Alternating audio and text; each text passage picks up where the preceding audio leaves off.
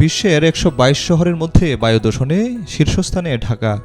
মঙ্গলবার সকালে বায়ুর মান ২.৪০, যাকে খুব অস্বাস্থ্যকর হিসেবে গণ্য করা হয়।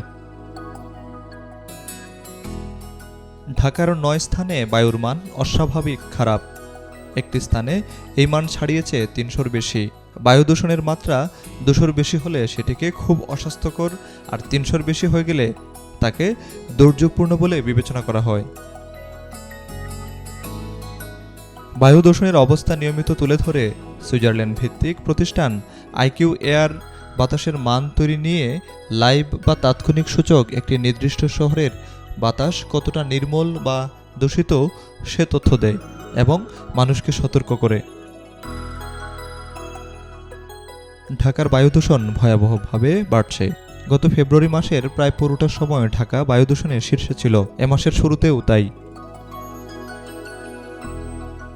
সোমবার বছরের প্রথম বৃষ্টি হয়, যদিও পরিমাণ খুব কম, মাত্র ৩ মিলিমিটার। সাধারণত বৃষ্টি হলে বায়ুর মান উন্নত হয়, কিন্তু সোমবারের বৃষ্টিতে কোনো উন্নতি হয়নি ঢাকার আবহাওয়ার। বৃষ্টির পরপরই বিকেল ৫টার দিকে বিশ্বের নগরীগুলোর মধ্যে দূষণের শীর্ষে ছিল ঢাকা।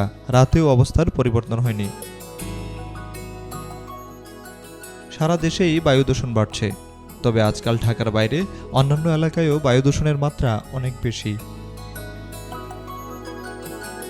বিশ্ব ব্যাংকের এক প্রতিবেদনে বলা হয়, বায়ু দূষণে ২০১৯ সালে দেশে প্রাণ হারিয়েছেন প্রায় ১.৫ লাখ মানুষ। এতে মোট দেশজ উৎপাদনে ক্ষতি হয়েছে প্রায় ৮%। এ পরিস্থিতি নিয়ন্ত্রণে বিভিন্ন সরকারের সময় নেয়া নানা উদ্যোগ কোনো কাজে আসেনি। অন্তর্বর্তী সরকারের সময় নানা উদ্যোগের কথা বলা হয়েছে, তাতেও সুফল মেলেনি। ঢাকা বা দেশের অন্য কোনো স্থানে বায়ু দূষণ পরিস্থিতির উন্নতি হয়নি চোখে পড়ার মতো।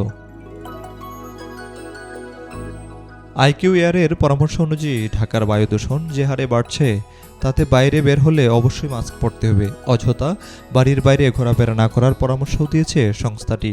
পরামর্শ দিয়েছে ঘরের জানালাগুলো যতটা সম্ভব বন্ধ রাখা।